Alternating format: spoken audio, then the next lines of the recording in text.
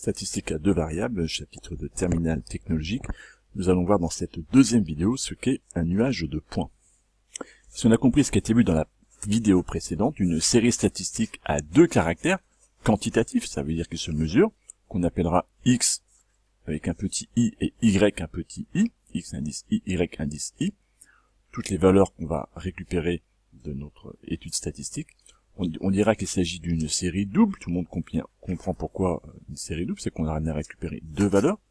On prenait par exemple l'exemple des nouveau-nés pour lesquels on pourrait récupérer pour chacun d'eux la masse et la taille. Eh bien x pourrait être par exemple la masse et y la taille. Et donc pour le premier enfant, x1, y1, on aurait la masse et la taille du premier enfant, x2, y2, la masse et la taille du deuxième enfant, etc. Et en tout cas, on va récupérer des couples x, i, y, donc correspondant à la masse et à la taille de l'enfant numéro 1, de l'enfant numéro 2, de l'enfant numéro 3, si je poursuis l'exemple avec la maternité.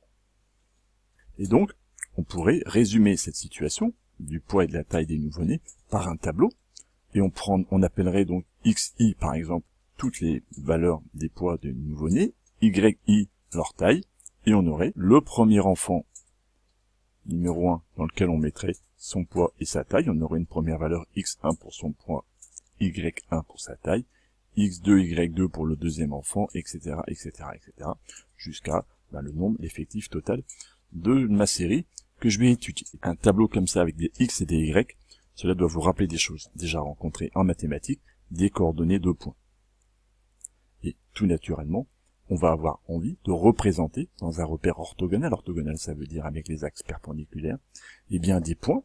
Et les points vont être les points de coordonnées x, i, y, i. Les points correspondant, chaque enfant va donc donner un poids et une taille, et donc une abscisse, une ordonnée, et donc chaque enfant sera caractérisé par un point. Et on aura autant de points qu'on aura d'enfants. Mais évidemment, on ne va pas relier facilement les points comme on a déjà pu le faire pour des courbes, etc. Là, on va obtenir ce qu'on appelle un nuage de points. C'est que si on étudie pour 25 enfants à la maternité, on aura 25 points dans mon repère, et on n'a aucune raison a priori de les relier. Il ne s'agit pas d'une étude de fonction, ou que sais-je. On a 25 points dans mon repère. Et ces points peuvent avoir des formes extrêmement différentes, et l'objet du chapitre des statistiques à deux variables va être de les étudier et d'essayer de les modéliser, d'essayer de comprendre, de tirer des lois quand c'est possible. On se prend ici un premier exemple, l'exemple A, où on a donc des points qui sont placés comme ça dans mon repère, un nuage de points. Et là, on voit pas très bien ce qui pourrait ressortir de cette situation. Les points semblent dispersés, on ne voit pas de cohérence particulière. Et dans ce cas de ce diagramme qu'on appellera diagramme A, les points ne laisse pas imaginer de relation évidente entre mes x et mes y. Dans le diagramme B qui est ici, on a représenté des nuages de points. Dans le diagramme B qui est là, on voit bien que les points semblent à peu près alignés, et on pourrait imaginer, là, ce serait pas forcément très simple à trouver, mais une droite qui semble à peu près passer, globalement, par pas mal de points, et les points sont relativement alignés. On n'est évidemment pas dans une situation exacte. Les statistiques sont une science expérimentale, et dans ce cas-là, eh bien les points étant relativement alignés, on pourrait imaginer qu'une droite ne passe pas très loin de chacun de ces points, et dans ce cas, on pourra parler d'un ajustement. On va nous essayer de faire un ajustement, d'essayer de trouver la meilleure droite possible.